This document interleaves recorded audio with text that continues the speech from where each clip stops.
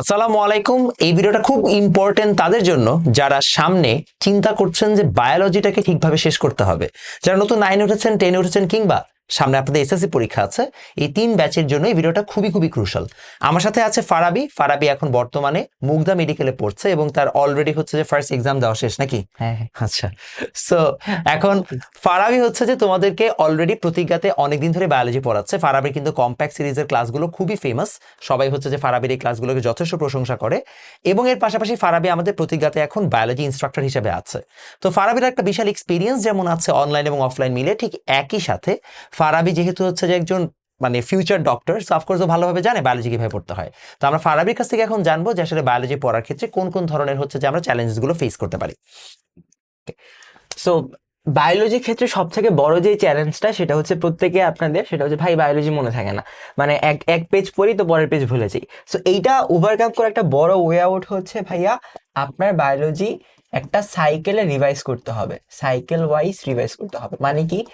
মানে হচ্ছে ধরেন আপনি এক সপ্তাহ আগে একটা চ্যাপ্টার পড়লেন, টু বি অনেস্ট এক সপ্তাহ পরে ওই চ্যাপ্টারের আপনি 70% ভুলে যাবেন।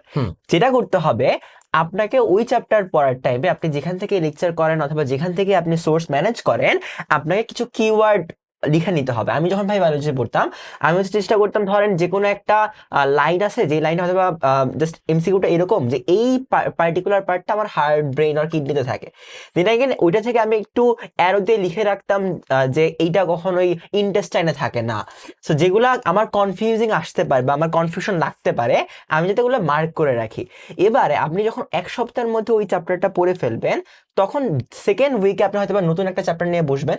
ওই চ্যাপ্টার পড়ার আগে আপনার ওই মার্ক করা যেই পার্টগুলো আছে, ওই পার্টগুলো যদি আপনি একটু পড়ে ফেলতে পারেন, তাহলে কিন্তু বায়োলজি আপনার মানে পরবর্তীতে দেখবেন হচ্ছে আপনার রেসিডুয়াল নলেজগুলো বায়োলজিতে বৃদ্ধি পাইতেছে। এবং বায়োলজি ভালো করার আরেকটা ওয়ে আউট হচ্ছে যে আপনি যখন বায়োলজি পড়তেছেন, বায়োলজি পড়ার টাইমে আপনাকে একটু চিত্রের উপরে খেয়াল রাখতে হবে। মানে আমরা অনেক টাইমে দেখি যে যে জিনিস আমি বুঝতেছিলাম যে ছাড়া মুখস্থ করি, এটা হচ্ছে যারা ভাই আমার মতো শুরুতে ছিল যে জাস্ট পাস করবো অথবা প্লাস পাবো, এই টাইপের স্টুডেন্টদের জন্য। বাট এটা হইলে আপনি ওই দিন পরীক্ষায় ওগুলো দিয়ে আসা পরের দিন ভুলে যাবেন। তো যেটা করতে হবে, আপনার প্রত্যেকটা ইস্যুতে, প্রত্যেকটা যখন অর্গান পড়বেন, কিডনি, হার্ট, এই প্রত্যেকটা অর্গানের চিত্রগুলো একটু ভালো করে খেয়াল করলে দেখা যায় যে ওইটার আপনার 50% পড়াশোনা শেষ হয়েছে। তাহলে একটা ওয়ে আউট হচ্ছে আপনার সাইকেল ওয়াইজ রিভাইজ করা, অ্যান্ড সেকেন্ড ওয়ে আউট হচ্ছে আপনার ফিগারগুলো খুব সুন্দর মতো ভাবে মনে রাখা, ফিগার মনে রাখা। তাহলে এই দুইটা কাজ যদি আপনি করতে পারেন, আপনার বায়োলজির 50% পড়ালেখা ডান। মানে 50% ইভেন্চুয়ালি 70-80% পড়ালেখা ডান, আপনি যদি ফিগার মনে রাখতে পারেন এবং একটা সাইকেল ওয়াইজ রিভাইজ করতে পারেন। অ্যান্ড থার্ড অফ অল, আপনি দেখবেন অনেক টাইমে আমরা অনেকগুলা মুখস্থ টাইপ জিনিস থাকে।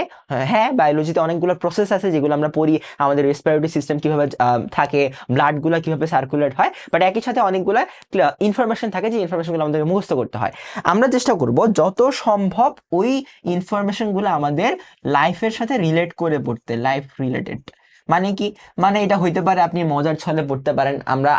আমি যখন বায়োলজি প্রতিজ্ঞাতে পড়াইছি বা কম্পিটিটিভ যে ক্লাসগুলো নিয়েছি, দেখবেন ওইখানে অনেকগুলো নেমোনিক দিয়ে আমি পড়ানোর চেষ্টা করছি, বা যাতে মিল রেখে এই জিনিসগুলো আপনি মুখস্থ করতে পারেন, মুখস্থ খুব ইজিলি থাকে, এই জিনিসগুলো এইভাবে টেকনিক ওয়াইজ পড়াইছি। সো আপনি যদি এই 3টা টেকনিক মনে রাখেন, সাইকেল ওয়াইজ রিভিশন, ফিগার মনে রাখা, অ্যান্ড সেকেন্ডলি আপনার যেই জিনিসগুলো অনেক বেশি মুখস্থ টাইপের করা লাগে, ওই জিনিসগুলো আপনি একটু নেমোনিক দিয়ে পড়লেন, একটু লাইফ রিলেটেড ইনফরমেশন দিয়ে পড়লেন, একটু ফিল করার চেষ্টা করলেন, দিয়ে দেখে এখান থেকে বায়োলজি থেকে আপনি ওয়ে আউট পেয়ে যাবেন। সুতরাং বায়োলজি মনে রাখাটা বড় চ্যালেঞ্জ না, বড় চ্যালেঞ্জ হচ্ছে আপনি ঠিকভাবে পড়তে পারতেছেন কিনা। যদি আপনি অ্যাকচুয়াল ওয়েতে পড়তে পারেন, তাইলে আসলে বায়োলজি রিলেটেড আপনার কোনো প্রবলেম থাকবে না।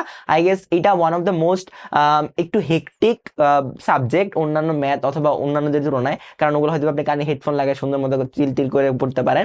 বাট বায়োলজি থেকে যদি আপনি একটু ওয়ে আউট মানে খুব সুন্দর প্রসেস মেনটেন করে পড়েন, তাহলে কিন্তু বায়োলজি আপনার অনেকদিন মনে থাকবে, রেসিডুয়াল নলেজগুলো ভাই অনেক ইনক্রিজ হবে। So that's the way out of your reading about biology, right? So আশা করি হচ্ছে যে তোমরা সবাই এই ভিডিওর মাধ্যমে অনেক উপকৃত হয়েছে। যদি তোমরা ফারাবির কাছ থেকে এরকম আরো ফার্দার ডিটেলস জানতে চাও, তাহলে প্রতিজ্ঞা গ্রুপে জয়েন করে ফেলতে পারো। আর আমাদের কিন্তু হচ্ছে যে এই সামনের মাস থেকে আমাদের বায়োলজির দুটো আমাদের ফ্রি ক্লাস হয়ে গেছে, মানে দুটো হচ্ছে চ্যাপ্টার ফ্রি ক্লাস আমরা শেষ করে ফেলেছি। আমরা নতুন চ্যাপ্টার শুরু করবো, আমরা ইনশাল্লাহ 8 থেকে 9 মাসের মধ্যে এন্টায়ার বায়োলজিটাকে কমপ্লিট করে ফেলার চেষ্টা করবো। সো ফারাবি এবং জয়দা এক্ষেত্রে তোমাদের সাথে থাকবে। আশা করি তোমাদের অনেক উপকার হবে। দেখা হবে নেক্সট ভিডিওতে।